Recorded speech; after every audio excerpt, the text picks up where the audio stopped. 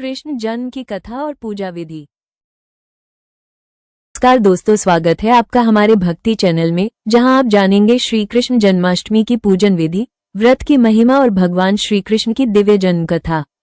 ये पर्व सिर्फ एक त्योहार नहीं बल्कि अधर्म पर धर्म की विजय का प्रतीक है।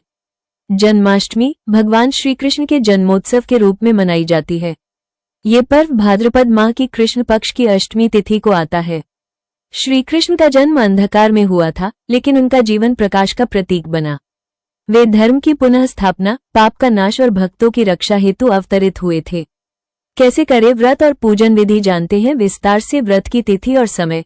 तिथि भाद्रपद मास, कृष्ण पक्ष की अष्टमी, समय मध्य रात्रि 12 बजे को श्री कृष्ण जन्मोत्सव मनाया जाता है। एक दिन पहले व्रत की तैयारी कैसे करें बताते हैं आपको, ध्यान से सुने और व्रत का पूरा लाभ प्राप्त करें। व्रत से एक दिन पहले सात्विक भोजन करें। घर और पूजा स्थल को अच्छे से साफ और स्वच्छ करें।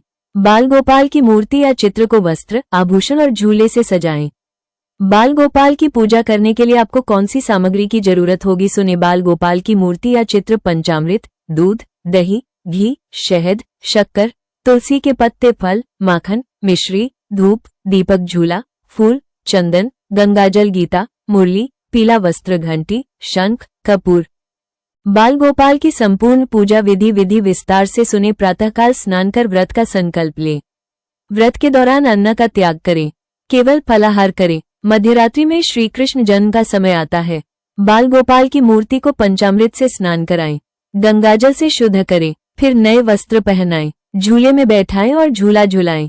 धूप, दीप, पुष्प, चंदन आदि से पूजन करें। भगवद गीता का पाठ करें या श्री कृष्णाष्टकम का पाठ करें। आरती करें, ओम जय कन्हैया लाल की गाकर आरती करें। शंख और घंटी बजाएं। प्रसाद अर्पित करें, माखन, मिश्री, फल और दूध श्री कृष्ण को अर्पित करें। भजन कीर्तन करें। जन्म के समय 12 बजे कृष्ण जन्म की घोषणा करें। अब आपको श्री कृष्ण जन्म की कथा विस्तार से सुनाते हैं। एक समय की बात है, मथुरा के राजा उग्रसेन को उनके पुत्र कंस ने बंदी बना लिया और स्वयं राजा बन बैठा। देवकी उग्रसेन की पुत्री थी, जिसकी शादी यदुवंशी वासुदेव से हुई। विवाह के बाद जब देवकी और वासुदेव को विदा किया जा रहा था, तभी आकाशवाणी हुई, हे कंस, जिस देवकी को तू प्रेम पूर्वक विदा कर रहा है, उसी की 8वीं संतान तेरी मृत्यु का कारण बनेगी। ये सुनते ही कंस क्रोधित हो उठा और देवकी को मारने दौड़ा। वासुदेव ने समझाया कि वो हर संतान उसे सौंप देंगे। कंस ने उन्हें कारागार में बंद कर दिया। जैसे जैसे संतानें जन्म लेती गई, कंस उन्हें मारता गया। 7वीं संतान बलराम थे, जिन्हें योगमाया ने रोहिणी के गर्भ में स्थानांतरित कर दिया। जब 8वीं संतान भगवान श्री कृष्ण का जन्म हुआ, उसी समय कारागार के पहरेदार सो गए और सभी दरवाजे अपने आप खुल गए। वासुदेव ने श्री कृष्ण को टोकरी में रखकर यमुना पार की और गोकुल में नंद बाबा के यहाँ पहुंचकर नवजात पुत्री योगमाया को लेकर लौट आए। कंस ने उस कन्या को भी मारना चाहा, लेकिन वह आकाश में चली गई और कहा, हे मूर्ख, तेरा काल तो गोकुल में पल रहा है। इसके बाद श्री कृष्ण ने नंद यशोदा के घर में पालन पोषण पाया, कालिया नाग का नाश किया, गोवर्धन उठाया, पूतना, शकटासुर, त्रिनावर्त जैसे राक्षसों का वध किया और अंत में कंस का भी अंत कर धर्म की स्थापना की।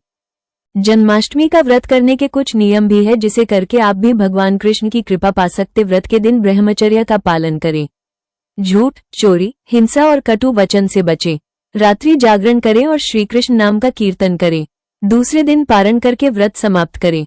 दोस्तों, अगर आपको ये जानकारी उपयोगी लगी हो तो वीडियो को लाइक करें, चैनल को सब्सक्राइब करें और अपने दोस्तों के साथ शेयर करें। जय श्री कृष्ण।